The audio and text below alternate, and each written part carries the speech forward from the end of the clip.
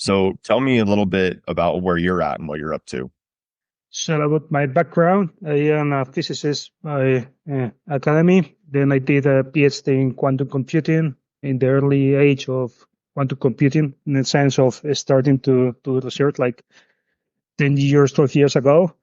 And now I work in a company doing quantum random number generators for post-quantum cybersecurity, both for quantum key distribution and post-quantum applications. That's amazing. And I'm Yes. super interested. Quantum is a very interesting field to me. And one thing that my cybersecurity expert I work with, he explicitly tells me to use an application called Polynom. I don't know if you've Mhm. heard of that. No. So it's supposed to have post-quantum Mhm. cybersecurity based technology. This geochain we're working with is also supposed to have that because the way it operates is nonlinear operational dynamics. Now, I know quantum computing is far different than people even understand. They're like, oh, it's fast. I'm like, it's not, but I No, want it's to not hear from the that. expert. Yeah. What do you want to share with me? Like, oh my God, I have questions, but you go. So I can share both in cybersecurity with quantum relationships there as well from quantum computing as well, and why enter in the field of quantum computing and then move to quantum ground numbers or quantum cybersecurity. That'd be great. Right. So, yeah, so this goes all the way back when I was doing my degree in physics. I was doing computational physics and the hydrogen molecules. So you have two protons and two electrons there. And I was doing a Monte Carlo method to find the ground state of that molecule.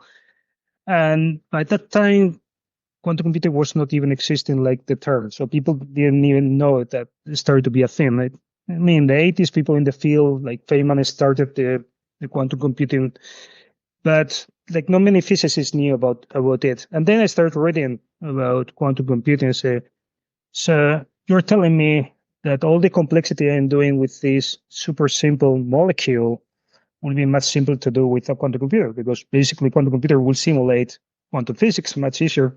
That's the whole purpose, right? So then I decided, okay, let me go into this field as a PhD, because I am a quantum physicist. If I want to do quantum physics and I know that the quantum computer will exist, like all the things that I will be able to do in like 30 years, will be able to do in a few years or even a month with a quantum computer. So I decided, okay, let's go into quantum computing. So I did my PhD at UCL in London in quantum computer. We will my supervisor at the time, he created a theoretical concept of transport a quantum state using spin chains. And the idea was to be able to transfer quantum states from one place to another. So once you perform a quantum gate, you have a result from your quantum computer, and then you want to transfer to another place of your quantum computer in order to do the next operation or the next step. So because qubits cannot be at that time easily transferred from one place to another. So it's not like you can transfer information a computer and you just send a one or a zero. A qubit is way more complex, so you cannot easily transfer it. The idea was to use spin chains. So you use the same unit block of your qubit, and you have an array of them. And then by controlling the interaction between them, then you can transfer the qubit from a state from one place A to a place B, and then you're able to operate in a much bigger scale quantum computer. So the idea was like starting to build networks that right now are starting to be used in quantum computing or quantum networks to be able to scale because at the moment we don't have large qubit systems, but we will, in order to scale up, we need to use multiple quantum computers in a sense. So yeah, my work was then at the time was starting to do physical implementations of these spin chains. So the initial idea was to use carbon nanotubes with 360 molecules inside. So it's fully green carbon sphere in which you have 60 carbons, and inside of it you have a nitrogen. This nitrogen acts as the qubit, and then it will interact with another nitrogen that is in another sphere inside, and then you have chain of these spheres, and that way you will be able to transfer the information inside these. How many nanometers are these spheres in diameter? We're talking about less than 50, 60 nanometers. Perfect. Please continue. Yes. So then I started to add temperature to the system. I started to add magnetic fields, and then the complexity started to grow so much that simulations in a classical computer were not feasible. So we decided to move to quantum dots, and I started doing quantum gates with quantum dots. So the idea was to create entanglement electrons. So as you are aware, entanglement is one of the fundamental properties of quantum computing, and you're able to generate entangled particles and distribute them in a quantum computer is fundamental for transferring data later on and teleport states from one place to another. Are you familiar with that, right? I will have something I have to ask you later, but I do want you to continue. Yes. So then basically we carry on a lot of research on quantum dots, and then I was approached by a university groups that was doing cold nanoparticles, and they're using quantum dots for temperature measurement. And the idea was to create a new treatment for cancer using gold nanoparticles. So you introduce these gold nanoparticles into the cancer tumor. They will absorb radiation that is transferred to the human body, but only absorb in the frequency for these plasmons that are happening in the gold nanoparticle. And then we measure the temperature with the dilatation of the quantum dot. So the quantum dot will start to expand. And because it expands, then the energy levels on the quantum dot will shift. And then the frequency of emission of the quantum dot will be different. So you can use the frequency of emission of the quantum dot or absorption as your temperature and as your thermometer inside of the body that you're treating with the radiation. So that was quite interesting work that I did on plasmons and absorption of plasmons in my final time for my PhD. Most people don't even know anything about what you're doing. They don't. Wow, this is amazing. Yes. I can go deeper if you want, or I can carry on with the background, and then we can go deeper in certain topics as you wish. Carry on a little bit more about your background, and then we'll dive in deeper. Okay, good. Then basically, I went to Singapore after finishing my PhD, and the idea there was to work in quantum networks, try to do the group in Singapore had a theoretical model of a quantum network. The idea is that it will try to do a physical implementation of quantum network and then an application built on top of that. I was looking and I found a very interesting application that is the quantum version of the Google PageRank algorithm or ranking websites. The quantum version of that is able to distinguish ranks between websites that the classical version of the algorithm is not able to do. So we, using the quantum version, then you're able to fine tune better the ranking of links in a network, basically. And the idea was to use optical cavities for the nodes of the network. So you will have different optical cavities as each of the nodes on the network, and then you connect them by fiber optic. Basically, with that, you will be able to map the network that you have in your, let's say, in a website network, and then you map that to these optical cavities and fiber optics, and then you will be able to rank by the presence of number of photons in the optical cavities. The larger the amount of photons, then the more important is that node in the network. That is more or less the end of my academic life, and now I work in the industry in the quantum number generation. So this goes with, at the beginning when I did the studies in quantum computing, you study like protocols for quantum key distribution in which you have to select bases, and they tell you, you select bases at random, and that's it. They don't tell you how you generate random numbers with quantum mechanics. I mean, you have concepts like quantum superposition where you measure, you have a random event and so on, but how do you actually physically introduce a product to give you quantum round numbers? And actually, that's a challenge. It's not as easy as one can think of, because a lot of the problems when you want to create products is actually economics. So you want to be able to put them in the market, and you want to be able to people to be able to use them and not be a fancy experiment in the lab. Yeah, So, absolutely. yeah. So we are at Crypto Labs, at the company I currently own. We are one of the first companies that are producing quantum round numbers. We're able to miniaturize them. We're able to start scaling it. We have done space-grade quantum random numbers for quantum key distributions in the space, for example. That was a very interesting project that we have done. So we are working now with companies that are looking to integrate quantum random numbers for quantum key distribution as well as post-quantum technologies. Awesome. So this is really neat because this really is the bleeding edge of technology that I would say the top 1% of the 1%, maybe even the 1% of that, are aware of, because quantum mechanics and the theories and ideas behind it and the applications are so counterintuitive to how people think reality operates. But as we've learned, that there are things that in this universe do not make sense intuitively, obviously. Do you mind if I ask you a question, or do you want to dive deeper? No. Please do first. So this will be, so I'm going to tangent you for a little bit, but it is directly related to quantum mechanics. Mm-hmm. Are you familiar with orchestrated objective reductionism? No. Okay, that's fine. So are you familiar with a man named Roger Penrose? Yes. Okay, so I'm going to walk you through this a little bit.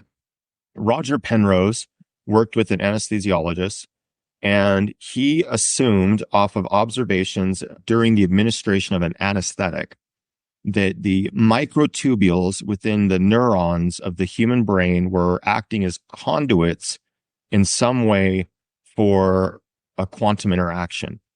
And the way he postulated this was there are these non-computational Platonic mathematical truths, basically because we don't understand they're true outside of standard dimensionality. And originally he received a lot of criticism for this theory. And to help you understand it, they basically identified that when a person is conscious, these microtubules are vibrating. And just so you're aware, they're semi-symmetrical and they're between 1 and 23 nanometers in size. Mm-hmm. Now, I think 4 weeks ago now, there was a publication on a rodent study. And in that study, they identified a microtubule stabilizer, meaning something you could administer that would cause the tubules to stay vibrating even after you administered an anesthetic. Okay. And then when you're conscious, they're vibrating, and now you're on the aesthetic, and they put you this, and they're vibrating. Okay. Correct. And then they took one group, they administered the stabilizer, and they administered the anesthetic. And then they took another group and they administered just the anesthetic. And what they found is the group with the stabilizer stayed conscious for a longer period of time than the group that received the anesthetic, showing evidence, because this, to conclude, essentially, they're in the current theory of reductionistic consciousness to the biomechanical brain. There is no answer to what this study illustrated. Now, I'm going to take a skip step here and talk to you about something I reviewed about 3 years ago and is now going through production. There was a group that was using a laser system. They had developed a laser system that would ablate a target alloy, and the target alloy would then, of course, release its material into a fluid. And then they had a cross-beam laser with a magnetic field that would cause the material to concisely form into nanospheres ranging between 1 and, I believe, 40 nanometers in size. Okay. Or roughly, I would say probably 40 to 100 nanometers, but within that range. Okay. And under an electron scanning microscope, high fidelity, they were able to identify that these were completely symmetrical spheres. And I've seen this.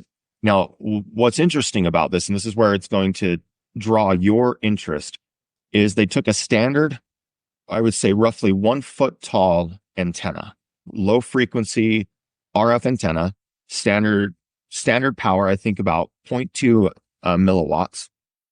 And then they put it and encased it in about a foot thick of concrete, and they buried it not too far underground, like just maybe a foot or two. And then they turned it on and to test its broadcasting range. And as you know, an antenna under standard conditions like that would not broadcast at all. And if it was outside of the box and not underground, you might get 6 kilometers, I would assume, something like that. Maybe something like, yeah. Well, here's where it gets interesting for you. They picked up the signal, not just several hundred miles away or over several hundred kilometers, but they picked it over 1,000 kilometers or even actually over 1,000 miles away in this instance. Because I know the conversions obviously are not correct. It's roughly, anyways, I don't want to go into that. But they picked it up really far away. When I read this paper, I was like, this isn't possible. And then they gave me a subsequent study where they'd taken the same situation of using these nanoparticles, and to tell you what they call them high energy allotropic alloy nanos or nanoparticles, nanospheres along that lines. And they took it in system. They took it out into the Gulf of Mexico, and they dropped it down into roughly 4,000 feet of water. And it successfully broadcast through that water back to the shoreline with a zero loss of signal. And if I look at the exact numbers, the decibel ranges were very high. And as you know, that's a logarithmic curve. Yes. Zero loss of transmission or fidelity of the signal. And this is also for the other study they did. I couldn't identify anything that I know of in quantum that could explain this. Because as I know, information transfer of the entanglement, that's impossible. And you'd have to have two sides. So do you have any thoughts on how that could even work? So when I was doing the Singapore project, I also was doing an application for a project that was in the antenna receptors in chloroplasts for photosynthesis in plants. Yeah. And the idea was that it's impossible to explain with classical physics the high fidelity of the transmission of around more than 99.6% of energy from the antenna receptor of the photons to the reaction center. So you have 8 chloroplasts doing a ring there, and you cannot explain with classical physics the high transmission quality. So it rings a bell there in that sense. So the only way to explain that high quality transmission from one antenna to another place is with quantum mechanics. And that's why they're applying for quantum biology in the photosynthesis process, quantum mechanics, to understand how much fidelity you have or no losses almost in the transmission of energy. It makes me, are you familiar with the blind man and the elephant? Have you ever heard that? It rings a bell, yes. So you have a blind man and you have him walk around an elephant and he grabs the tail and he's like, this is a donkey. And then he walks and they take him to the front and they have him grab the trunk and he says, this is a snake. And I feel like that's kind of what we're looking at with quantum mechanics. For instance, the electromagnetic field is a component of a higher dimensional structure. And we're only touching at the baseline because I don't know how to explain this thing, for instance, with the energy transfer in the chloroplasts and how that would work. Like quantum is our best bet, but what is that? In the sense of why quantum explain it, or why? How does quantum explain the energy transfer right now? So basically, when you have a closed system, right, there is no interaction of energy with the outside. You have basically a perfect transfer of energy in a closed system. Only when you interact with the external world is when you can have losses of energy in an open system, right? So usually when you have states that are not interacting with the open world in a sense, they should operate with no losses. So that's also one of the reasons why you can only, or a lot of the things regarding superconducting also have quantum phenomena there. Because if once you have an open interaction, that's when you start to have a lot of losses. Only with quantum closed systems is when you can operate with no losses in energy. Okay. So I understand. Okay, so we have a closed system. Now, to a general audience, if we were to say a closed system, I don't want to put words in your mouth because that's not what we're here to do. I'm just trying to interpret this correctly. For instance, with the transfer of this energy, we're saying closed system. So it's not interacting with what we know to be our realm, our dimension. How would you think that? So basically, you have the chloroplast. You have the first interaction with the open system in the sense will be the absorption of photon from the antenna. Once that energy is absorbed, then you have now what we will call a closed system. That is, that energy has been absorbed by the antenna, and then you have the ring of chloroplast that will move that energy to the reaction center. So as long as there is no interaction with external world of this state chloroplast, then you have a closed quantum system in which there is no loss of energy. And if there is interaction with external world, then there can be losses like vibration. When molecules collide, vibrations will move from one to another, and then there will be energy losses there, for example. But as long as there is no exchange of energy with external cells of this chloroplast, then you can keep the transverse need with no losses. Okay. In this case, then, because these antennas, you had one that had these, what we'll call high energy nanospheres, that they're theoretically assuming there's some type of resonator, and then resonating when they're hit with the output from the antenna. But what does that mean with the receiving antenna, where it's not coated with these particles?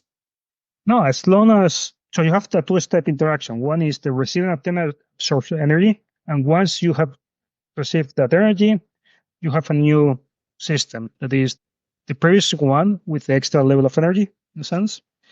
Now you close that system, and as long as that system does not interact with the external world, it can keep the same amount of energy ad infinitum in time, in a sense.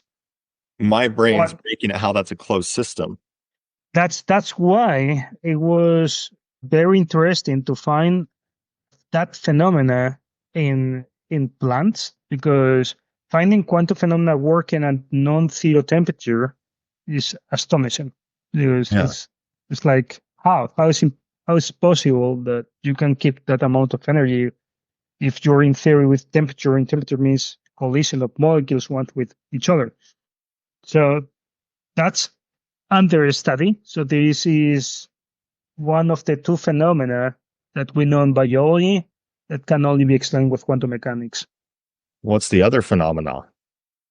Is how birds are able to positionate themselves with the magnetic field of the planet in order to do migrations.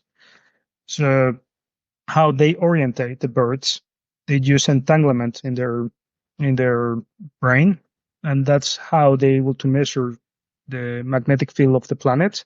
And then by knowing the measurements that they have, they know in which orientation they need to navigate the birds. Do we have we identified where they're receiving that information in the brain? Is it within the neurons or? And I am not. I'm going to look it up later. Don't worry. Yeah. Have a look, because I think it's quite interesting. Thank you for taking the time for that tangent. It's been something I've been scratching my head on for quite a while, and I haven't done a deep dive myself. But I would like to know more, I think, about the aspects of cybersecurity, or whatever you think is most interesting in the direction. Actually, let's go this way. What is the most interesting aspect for the development of quantum that you see as someone who's deeply in the field? So quantum is a very big word in the sense of what there's a lot of things right now happening in the quantum world. You have quantum computing, you have quantum imaging, you have quantum cybersecurity, and somehow they're all related. Even you have quantum artificial intelligence happening as well. As one of the first applications of quantum computing, it's quantum artificial intelligence. And that's very interesting because it's also heavily starting to be used artificial intelligence now. What quantum computer will be able to do with artificial intelligence is also new things that we cannot even think of. So, for example, optical illusions cannot be explained or discerned by classical artificial intelligence, but quantum artificial intelligence is able to understand optical illusions, for example. So we may be able to do certain things with quantum artificial intelligence that we cannot do with classical artificial intelligence.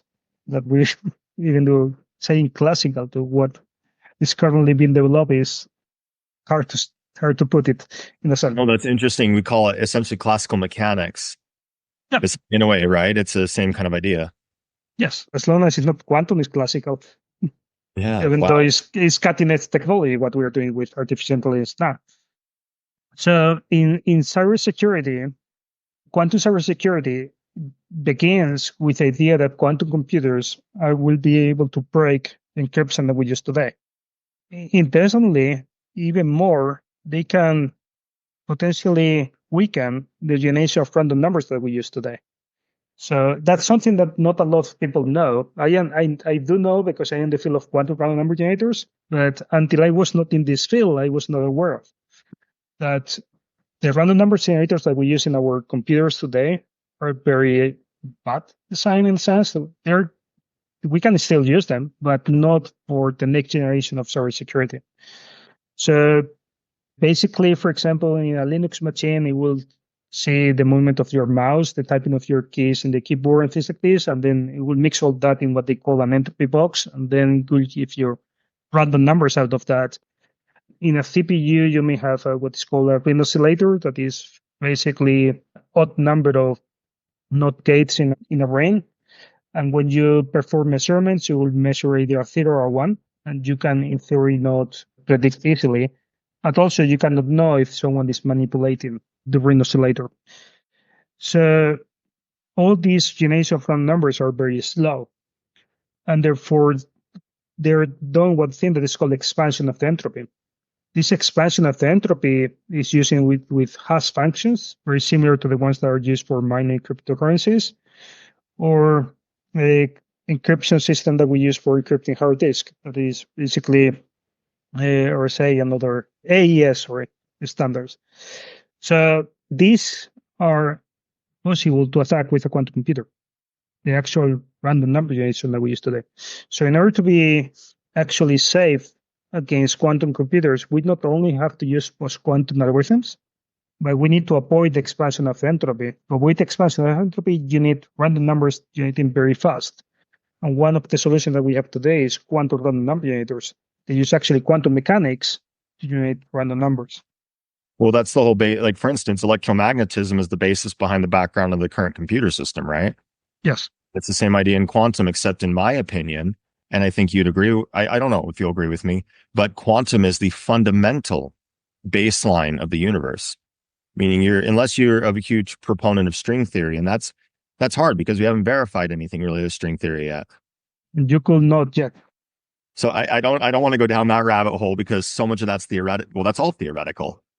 Oh yes, it's all theoretical, but in the quantum part, you actually can do experiments. Well, with the string theory, we cannot even dream to do experiments.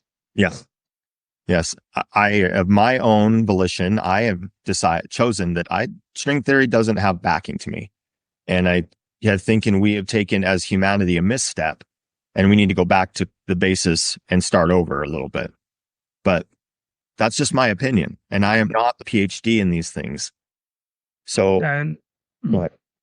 No, string theory for me is also very much far in the future. Right now, I am more intangible things. That's why I'm in quantums, because you can do actual experiments and you can actually verify with real world applications what we're doing in theory. So you're familiar, and I want you to maybe this is something so that most audiences know about the double-slit experiment. Yes. There is another experiment that some of them know about, but there's a lot of misunderstanding around it. And this is the one I'm going to tell you about where they close the slit after the particle passes through it and impinges on the target. Do you know the experiment I'm talking about? No. Okay, so I'll illustrate the situation to you. It's a double slit experiment still, except they change one of the variables. After the particle goes through the slits, they're not observing it, so it should stay as a wave. They close one of the slits before it impinges on the wall. Okay. What they find is it moves back from a quantum state to a particle state and impinges as a dot. Okay, that makes sense. Yes. Why does that make sense if you close the slit after it's passed through it? Because you don't know it has passed through it. How do you know it has passed through it? See, I don't know how they figure that out. They say that they have done this correctly, and I know, right? Let me go into try to why I think I haven't seen the experiment, so I put it in. Okay. I put it exactly here. Is But basically, when you have a particle, we cannot think as a ball. We can only think as a sort of a cloud. Yeah. And this cloud is expanding through the universe as the particle in theory moves. So if the door is interacting with the particle, because then it's signaling the particle to be targeted and doesn't do the interference pattern, then that means that this door is interacting with this cloud, performing a measurement. So you cannot say that the particle has passed through it if there is a still interaction between the door and the particle. So the cloud has certain probability of presence in the range where the slit is and it's being closed. And then you go back to this experiment of observing from which of the two slits has passed the particle. So I guess the results that they get in that experiment is the same one as if you try to observe from which one of the two slits has passed the particle. Go ahead. No, I'm asking, is that right? To clarify then, because so I took lower level quantum in my undergraduate work. So, but the probability distribution or the wave, it technically has an infinite distance. Yes. I did not know that. Yeah. It can expand. I mean, as long as relativity can allow you from the last time it was measured or created. So it has been created the last time you measure was in a certain point of space. The cloud of probability distribution can expand to almost all the directions. I didn't. Wow. That's changed my whole thinking about the probability distribution. Other ways, entanglement will not be possible. Or the entanglement experiments that we're doing with teleportation, for example. Well, I feel kind of dumb not realizing that. Okay. So on that regard, though, you've heard people postulate that there's one electron doing it all. Are you familiar with that postulate that there's one electron because of, well, I've heard some people try to refute the theory because we should be able to observe positrons, more of them because they're considered an anti-electron, if I remember correctly. Yes. So theoretically, if we have one electron bouncing back and forth through time, we should have positrons. However, with what you're kind of alluding to, with the distribution technically having an infinite distance, the energy, well, it might still be conserved. You might not have an energy issue. What I'm saying is the distance it can be expanded, the wave function is not completely infinite. It's basically what characteristically can expand. So according to maximum speed of the electron, it can expand up to a certain distance according to relativistic physics, in a sense.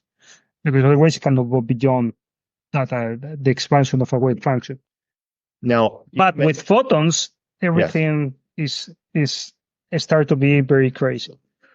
Because for for the internal reference frames of a photon is in the whole universe in the whole time. So time doesn't pass by a photon.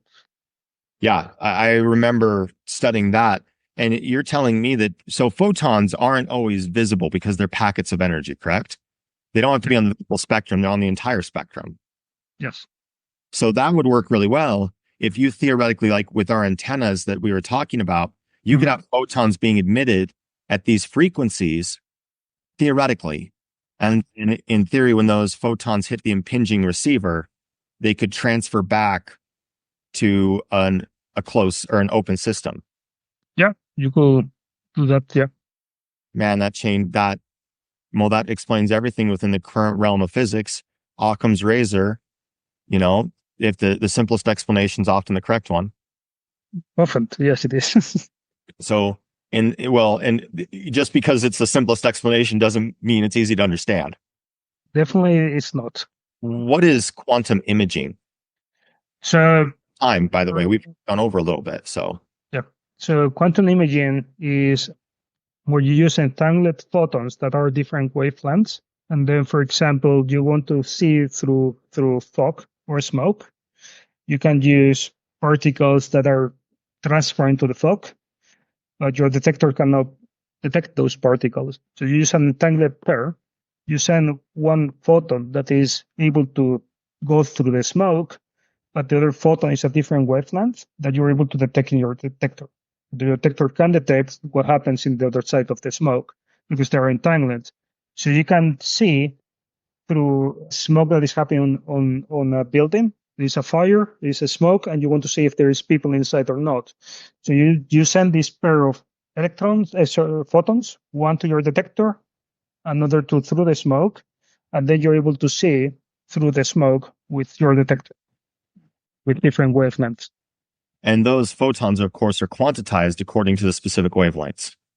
Yeah. Correct. Yes.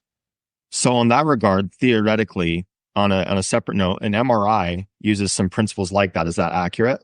Yes, it does. But in the MRI, there is no entanglement and there is no necessarily two different frequencies.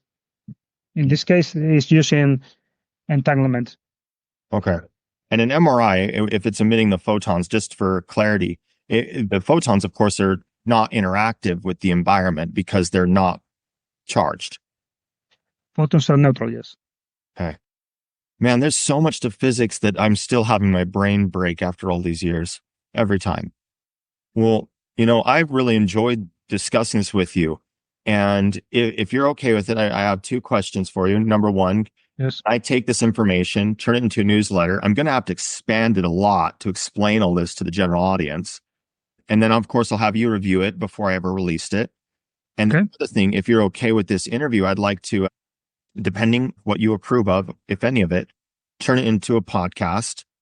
And then the other part is from our conversations, take shorts from it and then post those to help build publicity for the podcast and the newsletter. That, This is amazing. And I hope you'll let me talk to you in the future. And if there's anything I can do for you, I would really like that. Yeah. you do. Bye. Afternoon.